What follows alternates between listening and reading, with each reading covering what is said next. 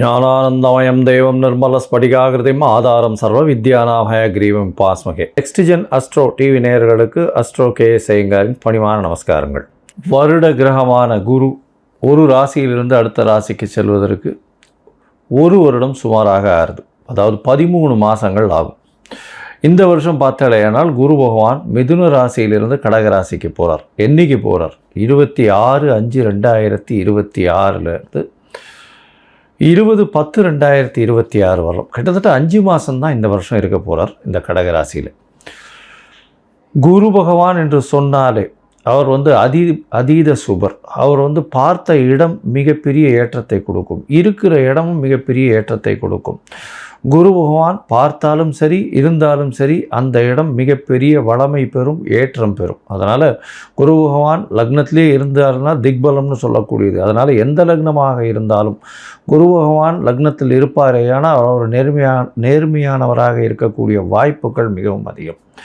சரி, குரு பகவானை பொறுத்தவரையிலும் வேறு என்ன செய்யலாம், வேறு என்னென்னலாம் பார்க்கலாம் அப்படின்னு பார்த்தோம்னா, குருவினுடைய காரகத்துவம் என்ன அப்படின்னு பார்க்கும்பொழுது, குருவினுடைய காரகத்துவம் புத்திர காரகன்னு சொல்லக்கூடியவர். புத்திர காரகன்னா குழந்தை பிராப்திக்கு குருவினுடைய பார்வை மிகவும் அவசியம். 5ஆம் அதிபதி 5ஆம் இடத்தின் அதாவது 5ஆம் இடம் 5ஆம் இடத்தின் அதிபதி மற்றும் குரு, இந்த 3 கிரகங்களையும் எடுத்து தான் புத்திர ஸ்தானம், புத்திர ஸ்தானாதிபதி, புத்திர காரகன்னு சொல்லக்கூடிய குருவையும் எடுத்து தான் பார்க்கணும். அதாவது குழந்தைகள் இல்லாமல் ரொம்ப நாள் குழந்தை இல்லாமல் இருப்பவர்களுக்கு இந்த 3 விஷயங்களையும் எடுத்து பார்த்து அவளுடைய தசா கோச்சாரம் எப்படி இருக்குது அப்படின்றதையும் பார்க்கணும். சரி, புத்திரக்காரகன் தவிர வேறு என்ன அப்படின்னா தனக்காரகன்னு சொல்லக்கூடியவர். அதாவது பணம் வரணும் அப்படின்னா, நிறைய பணம் சேமித்து வச்சுருக்கணும் அப்படின்னா குரு பகவான் அவருடைய கடாட்சம் இருக்கணும். எந்த ஒரு விஷயத்திலும் பார்த்தாலேயானால் பணம் அதிகமாக சேர்க்கணும் அப்படின்னா குரு இருக்கணும். செலவு பண்ணணும், சந்தோஷமாக இருக்கணும், அனுபவிக்கணும்னா சுக்கிரன் நல்லபடியாக இருக்கணும். அப்படி இருந்தால் தான் உங்களுக்கு அந்த பணத்தை அதீதமாக செலவு பண்ணுவோம். அதனால தான் பார்த்தேன்னா ஒருத்தர் பணத்தை நிறைய சேர்ப்பார், அவருடைய அடுத்த ஜென்ரேஷனில் பணத்தை அதிகமாக செலவு பண்ணுவார். ஏன்னா அவருக்கு குரு ரொம்ப ஸ்ட்ராங்காக இருக்கும், இவருக்கு சுக்கிரன் ஸ்ட்ராங்காக இருக்கும். அதனால் எல்லா விதமான உலக இயல் வாழ்க்கைகளில் இருக்கக்கூடிய எல்லா விதமான இன்பங்களையும் அவர் சந்தோஷமாக ஏற்று பண்ணுவார். அதாவது சுக்கிரன் அதிகமாக ரொம்ப ஸ்ட்ராங்காக இருந்தாலும். சரி, குரு பகவான் நேர்மையானவராக இருக்கக்கூடிய வாய்ப்புகள் அதிகமாக இருக்கும். ஏன்னா கற்பது, கற்றுக் கொடுப்பது, கற்பிப்பது இதுதான் அவருடைய தொழிலே. அதை தவிர பார்த்தாலேனா எல்லாருக்கும் சொல்லிக் கொடுக்குறது. அதனால் சொல்லிக் கொடுக்குறதுன்னா இப்போ என்ன சொல்கிறதுனா நாலெட்ஜ் ட்ரான்ஸ்ஃபர்னு சொல்லுவோம், கேடி அப்படின்னு சொல்லக்கூடியது. அதே மாதிரி ஹெச்ஆர் அப்படின்னு சொல்லக்கூடியது, அட்மினிஸ்ட்ரேட்டிவ் இன்சார்ஜ், இந்த மாதிரியான விஷயங்களை சொல்லக்கூடியவர். அதே மாதிரி தங்கம் அப்படின்னு சொல்லணும்னால குருவுக்கு உண்டான ஒரு மெட்டல்னு சொல்லக்கூடியது தங்க ஆபரணங்கள். அதாவது எப்படி சொல்லணும்னா, தங்கத்தை ஆபரணங்களாக பண்ணி ரொம்ப நகாசு வேலைகள்லாம் பார்த்தா அதில் சுக்கிரன் இருக்கும். ஆனால் அது பொதுவான தங்கம் அப்படின்னு அந்த மஞ்சள் நிறத்தோடு இருக்கக்கூடிய ஒரு தங்கம் அப்படின்னு வச்சேன்னா அந்த தங்கத்தினுடைய வெயிட்டு, தங்கத்தினுடைய இதுவை பார்த்தாலேனா குருவினுடைய ஆற்றல் இருக்கும். அதனால தான் தங்கத்திற்கு குருவினுடைய இது உலோகமாக கொடுக்கப்பட்டிருக்கு. சரி, இது தவிர தாவரத்தில் பார்த்தாலும்னா முல்லைப்பூ, முல்லை செடி, அது தவிர இந்த வேர்க்கடலை இனிப்பு வகைகள், அதாவது கடலை மிட்டாய்னு சொல்லக்கூடியது, வேர்க்கடலை இனிப்பு வகைகள், சக்கரை பொங்கல், இந்த மாதிரியான விஷயங்கள். அது தவிர பார்த்தாலேனால் இந்த குரு பகவானுக்கு உண்டான மஞ்சள் மூக்கு கடலை, வெள்ளை மூக்கு கடலை, கருப்பு மூக்கு கடலைன்னு இந்த குரு பகவானுக்கே சுண்டல் போடுவோம். அது தவிர மஞ்சள் துணி, இது எல்லாமே குரு பகவானை சொல்லக்கூடிய விஷயம். குரு எல்லாவற்றிற்கும், அதாவது தேவர்கள் எல்லாருக்குமே அவர் தான் குரு. அதனால் இந்த குரு பகவான் எந்த கிரகத்தை பார்த்தாலும் குருவுக்கே எல்லா விஷயங்களிலும் அதிகாரம் உண்டு. அதனால் எந்த ஒரு தீய கிரகத்தை பார்த்தாலும் அவரும் கட்டுப்பாட்டில் வருவார். அதாவது தீய கிரகம்னு சொல்லக்கூடியது சூரியன், செவ்வாய், அதை தவிர ராகு, கேது, சனி வாழெல்லாம் சொல்கிறோம். இந்த கிரகங்களை பார்த்தாரே ஆனால் அந்த கிரகங்கள் சுபப்படக்கூடிய வாய்ப்புகள் மிகவும் அதிகம். எந்த இடத்தில் இருந்தாலும் இந்த துர்கிரகங்கள் குருவின் பார்வையினால் சுபப்படக்கூடிய வாய்ப்புகள் மிகவும் அதிகமாக இருக்கும். சரி, இந்த குரு பகவான் இப்போது மிதுன ராசியிலிருந்து கடக ராசிக்கு போகிறார். இந்த குரு பகவானுடைய காலபுருஷ தத்துவத்தின் ராசி பார்த்தோம்னா 9ஆம் ராசியும் 12ஆம் ராசியும், அதாவது 9ஆம் ராசி அப்படின்னு சொல்லக்கூடியது தனுசு, 12ஆம் ராசின்னு சொல்லக்கூடியது மீனம். இந்த 2 ராசிக்கும் அதிபதியாக இருக்கக்கூடியவர் குரு. இந்த குரு பகவான் கடகத்தில் உச்சம் பெறுறார். கடகத்தில் உச்சம் பெறக்கூடியவர் குரு பகவான். இதில் என்ன ஒரு பெரிய விசேஷம் அப்படின்னா, குரு பகவான் 9ஆம் இடத்துல வந்து அதாவது உங்களுக்கு படிப்பு, அதை தவிர வெளிநாடு போய் படிப்பு, மேற்படிப்பு, இது எல்லாமே வந்து குரு பகவானால் நல்லபடியாக ஆசீர்வதிக்கப்பட்டால் மட்டுமே உங்களுக்கு கிடைக்கும். அதே மாதிரி 12ஆம் இடத்தினுடைய அதிபதினு சொல்லக்கூடியவர் காலபுருஷ தத்துவத்தின் பிரகாரம். அதன் மூலியமாக பார்த்தாலேயானால் குரு பகவான் சுப செலவுகளை கொடுப்பார். அதாவது 12ஆம் இடம் செலவுகளை கொடுக்கறது, அதாவது அயன சயன போகஸ்தானம் விரயஸ்தானம்னு சொல்லக்கூடிய இடம். உங்களுக்கு வந்து சுப செலவுகள் கொடுக்கணும். அதாவது பணம் வந்தாலும் சுபமாக இருக்கணும். அதை தவிர வெளிநாட்டில் போய் உங்களுக்கு வந்து அங்கேயே இருந்து பிஆர், அதை தவிர வந்து பர்மனெண்ட் ரெசிடென்ஷிப், அதை தவிர இந்த க்ரீன் கார்டு, இந்த மாதிரியான விஷயங்கள், H1B இதெல்லாம் வாங்கி அங்கேயே பர்மனெண்ட்டாக செட்டில் ஆகக்கூடிய பாக்கியத்தையும் உங்களுக்கு குரு பகவான் 12ஆம் இடத்துல இருந்தாலும் சரி, 8ஆம் இடத்திலிருந்து 12ஆம் இடத்தில் பார்த்தாலும் உங்களுக்கு அந்த வாய்ப்பினை நிச்சயமாக கொடுப்பார். சரி, இந்த குரு பகவான் இந்த ஒரு ராசிக்கும் என்ன பண்ணுறார் அப்படின்றத நம்ம பார்க்கலாம். அதற்கு முன்னாடி வந்து இந்த குரு பகவானை பொறுத்தவரையிலும் இன்னொரு பெரிய விசேஷமான விஷயம் என்ன அப்படின்னா, குரு பார்க்க கோடி நன்மைன்னு சொல்லுவோம். குரு பகவானுடைய பார்வைன்னு சொல்லக்கூடியது எந்த ராசியில் இருக்காரோ அந்த இடத்திலிருந்து 5ஆம் இடத்தையும் 7ஆம் இடத்தையும் 9ஆம் இடத்தையும் பார்க்குறார். 7ஆம் இடம்ன்றது 180 டிகிரியில் எல்லா கிரகங்களும் தன்னுடைய 180வது டிகிரியை பார்க்கக்கூடியது 7ஆம் இடம். அதில் வந்து எந்த ஒரு விஷயம் இல்லை. இப்போ விசேஷ பார்வைகள்னு சொல்லக்கூடியது வந்து செவ்வாய், சனி மற்றும் குரு, இந்த 3 கிரகங்களுக்கு இருக்குது அப்படின்னு சொல்கிறோம். அதை தவிர பார்த்தோம்னா ராகு கேத்துக்கு 3-11 இருக்குது, 3ஆம் இடமும் 11ஆம் இடமும் பார்க்கக்கூடியது இருக்குது அப்படின்னு சில கிரந்தங்கள் சொல்கிறது. இப்போது குருவினுடைய பார்வை 5-9, அதாவது அதிகமாக, அதாவது விசேஷ பார்வைகளாக இருக்கும். 5ஆம் இடம்னு சொல்லக்கூடியது விருச்சிகத்திலையும், 9ஆம் இடம் அப்படின்னு சொல்லக்கூடியது மீனத்திலையும் விழுறது.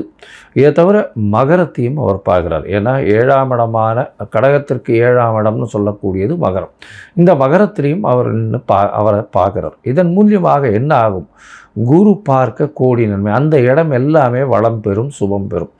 அதை தவிர பார்த்தேனால் குரு பார்க்கறதுனால திருமண பாக்கியங்கள் ஏற்படும். அதாவது குரு பலம் வந்ததா அப்படின்னு சொல்லக்கூடியது. குரு பலம் வந்தது அப்படின்னு சொல்கிறது வந்து என்னென்னா, குருவினுடைய பார்வை 2, 4, 7, 8, 12 இந்த மாதிரியான விஷயங்களில் வந்ததே. ஆனால் குருவினுடைய பார்வை பட்டாலே, அதாவது அது வந்து நிச்சயமாக அவர்களுக்கு வந்து திருமண பாக்கியம் ஏற்படக்கூடிய வாய்ப்புகள் மிகவும் அதிகம். இதை தவிர பார்த்தேனால் 5ஆம் இடத்தை குரு பார்த்தாலும், அதை தவிர 5ஆம் இடத்தில் குரு இருந்தாலும் குழந்தை பிராப்தியும் ஏற்படக்கூடிய பாக்கியம் உண்டு. அதனால் இந்த குரு எந்த இடத்தில் இருந்தாலும் சுபத்தை செய்வார். எந்த இடத்தில் இருந்தாலும், எந்த துர்கிரகங்களோடு இருந்தாலும் அவரையும் சுபப்படுத்தக்கூடிய வாய்ப்புகள் மிகவும் அதிகம். இந்த குரு சிம்மத்தை பார்த்து, அதாவது பொதுவாகவே பார்த்தோம்னா சிம்மத்தை பார்த்து, சிம்மாதிபதியும் பார்த்து, அந்த மாதிரியான பொசிஷன்லாம் வந்ததுன்னா குரு பகவானை பொறுத்தவரையிலும் அரசாங்கம், அரசு தொழிலில் வந்து பெரிய ஏற்றத்தை கொடுக்கக்கூடியவராக இருப்பார். அதனால் குரு பகவான் மிகப்பெரிய ஏற்றத்தை கொடுக்கக்கூடிய காலகட்டமாக. சரி, இந்த குரு பகவானை பொறுத்தவரையிலும் எளிய பரிகாரங்கள் அப்படின்னு சொல்லக்கூடியது என்ன அப்படின்னு பார்த்தோம்னா, குருவினுடைய காயத்ரி. குருவினுடைய காயத்ரி என்ன அப்படின்னு பார்த்தோம்னா, ஓம் ரிஷபத்வஜாய வித்மஹே கிருணி ஹஸ்தாய தீமஹி தன்னோ குரு பிரச்சோதயாத்து அப்படின்ற இந்த குரு காயத்ரி மந்திரமும், இல்லை குரு பிரம்மா குரு விஷ்ணு குரு தேவோ மகேஸ்வரா குரு சாக்ஷாத் பரபிரம்மா தஸ்ய குரவே நமஹா அப்படின்ற இந்த குருவினுடைய எளிய இந்த காயத்ரி மந்திரத்தையும் ஒரு நாளைக்கு 3 தரம் சொல்லிட்டு வர்றதன் மூலியமாக எந்த விதமான பிரச்சனைகளும், குருவினால் வரக்கூடிய பிரச்சனைகள் நிச்சயமாக அகலும். அதை தவிர பார்த்தோம்னா இன்னும் எளிய பரிகாரம்னு சொன்னால், அருகில் இருக்கக்கூடிய தட்சிணாமூர்த்திக்கு போய் நெய் வழக்கு போட்டு வாங்கும், நெய் தானம் கொடுங்க. கோவிலில் இருக்கக்கூடிய அர்ச்சகருக்கு வேஷ்டி தானம் கொடுங்க. அதை தவிர வந்து பட்டு தானம் கொடுங்க. உங்களால் முடிஞ்சதுன்னா சதுர்த்தி தேங்காய் உடைச்சின்னு வாங்க. குரு பகவானுக்கு உண்டானது தேங்காய்ன்னு சொல்லுவோம். அதனால் பிள்ளையாருக்கு தேங்காய் உடைக்கிறது பெரிய விசேஷம். அதை தவிர நெய் போட்டு சக்கரை பொங்கல் பண்ணி இது வந்து பெருமாளுக்கு இது பண்ணிவிட்டு எல்லாருக்கும் கொடுக்கறது ரொம்ப பெரிய விசேஷத்தை நிச்சயமாக கொடுக்கும். சரி, இப்போது ஒரு ராசியாக மேஷம் முதல் மீனம் வரை இந்த குரு பெயர்ச்சி என்ன மாதிரியான மாற்றங்களை கொடுக்கும் அப்படின்றத பார்க்கலாம். அதற்கு முன்னாடி என்னுடைய மொபைல் நம்பர் ஸ்க்ராலிங்கில் போயின்னு இருக்கும். உங்களுக்கு அஸ்ட்ராலாஜிக்கல் கன்சல்ட் தேவைப்படுமே ஆனால் நீங்கள் எனக்கு ஃபோன் பண்ணுங்க. என்னுடைய கட்டணம் என்னன்னு சொல்கிறேன். உங்களுடைய தேதி, பிறந்த தேதி, நேரம், பிறந்த மாதம், வருஷம், அதாவது உங்களுடைய நீங்கள் பிறந்த இடம், உங்களுடைய பெயர், தாய் தகப்பனார் பெயர், இதுவரையிலும் நீங்கள் அனுப்பி வைங்க. இதை அனுப்பி வச்சோடனே உங்களுடைய ஜாதகத்தை போட்டுவிட்டு அதுக்கப்புறம் உங்களுக்கு அப்பாயின்மெண்ட்டு கொடுத்து உங்களுக்குன்னு டைம் ஒதுக்கி நான் உங்களுடைய பிரச்சனைகள் என்னன்றதை இது பண்ணி உங்களுடைய தசாபுக்திகள் இப்போ இருக்கக்கூடிய கோச்சாரங்கள் எப்படி இருக்குன்றதை வலுவாக இருக்கான்றதை பார்த்து உங்களுடைய பிரச்சனைகள் எந்த அளவுக்கு சுமூகமாக தீரும்ன்றது சொல்கிறேன். ஏன்னா இப்போ ராசி சந்தி, லக்ன சந்தி இதெல்லாம் ரொம்ப அதிகமாக இருக்குது. 50 வயசில் இருப்பா, அவளுக்கு ரிஷபராசியாக மிதுன ராசியானே தெரியாது. மிருகசீர நட்சத்திரம்னு சொல்லிட்டு இருப்பா, 2வது பாதம் 3வது பாதம் மாற்றி மாற்றி சொல்லிட்டு இருப்பா. அதே மாதிரி விசாகம் சொல்லிட்டு இருப்பா.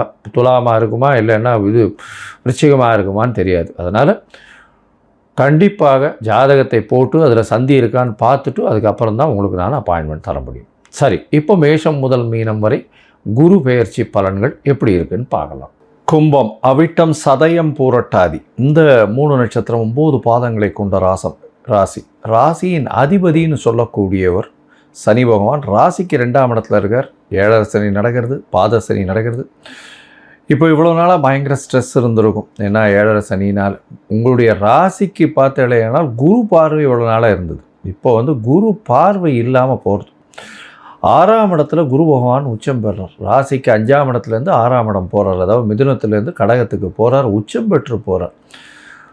இதில் கும்பராசிக்காரர்களுக்கு அதுவும் 26/5/2026 20/10/2026 வரலும் உண்டான காலகட்டத்தில் என்ன ஒரு விளைவுகளை கொடுப்பார் அப்படின்னு பார்த்தோம்னா, 6ஆம் இடம்னு சொல்லக்கூடியது ருணரோக சத்ருஸ்தானம்னு சொல்லக்கூடியது. அதனால் இந்த ஸ்தானத்தில் போய் குரு பகவான் இருக்கிறதுனால போட்டிகளில் ரொம்ப போகாதீங்க, பொறுமையாக இருங்க. எந்த ஒரு காம்படிட்டிவ் லெவல்ஸில் போனீங்கன்னாலும் அங்கே காம்ப்ரமைஸ் ஆகி நீங்கள் விட்டு கொடுத்துட்டு வந்துடுவீங்க. அதனால் ஏன்னா குரு சுபர், அவர் போய் 6ஆம் இடத்துல போய் இருந்தாருன்னா அங்கே போட்டியே ஜெயிக்காது. ஜெயிக்கிற போட்டியாக இருந்ததுன்னா நீங்கள் விட்டு கொடுத்துட்டு வந்துடுவீங்க, அடுத்தவளை ஜெயிக்க வச்சுட்டு வந்துடுவீங்க. அதனால் பொறுமையாக இருக்கிறது நல்லது. யாருக்காவது கடன் கொடுத்துட்டு இருந்தீங்கன்னா இந்த காலகட்டத்தில் கடன் வாங்கிறது நிச்சயமாக கடன் அவங்களே கொடுத்துருவாங்க. நீங்கள் பிரச்சனை பண்ணி கடன்லாம் திருப்பி வாங்கிறதுன்றது முடியாது. அடுத்த விஷயம் பார்த்தீங்கன்னா, புதுசாக யாருக்கும் கடன் கொடுத்துடாதீங்க. இந்த காலகட்டத்தில் உங்களை ஏமாற்றி வாங்கிட்டு போக பார்ப்பா. அதனால் கொஞ்சம் ஜாகிரதையாக இருக்கிறது நல்லது. புதுசாக கடன் வரும், உங்களுக்கு கடன் ஏற்க வேண்டிய வரும். அதனால் கொஞ்சம் ஜாகிரதையாக பொறுமையாக இருக்கிறது ரொம்பவுமே நல்லது. உடல் நலத்தில் இந்த சுகர் இல்லைன்னா கொலஸ்ட்ரால் சம்மந்தப்பட்ட வியாதிகள் வரக்கூடிய வாய்ப்புகள் உண்டு. அதனால் கொஞ்சம் பொறுமையாக இருக்கிறது நல்லது. தொழிலில் அதிக மூலதனம் போட வேண்டிய கட்டாயம் இருக்கும். ஏன்னா 11ஆம் இடத்தின் அதிபதி போய் 6ஆம் இடத்துல போய் உட்கார்றாரு. அதனால் இந்த உங்களுடைய கடனுக்காகவே நீங்கள் தொழிலை நடத்தி ஓட்ட வேண்டிய கட்டாயம், வரக்கூடிய லாபங்கள் எல்லாமே அதில் போய் உட்காந்துருவோம்.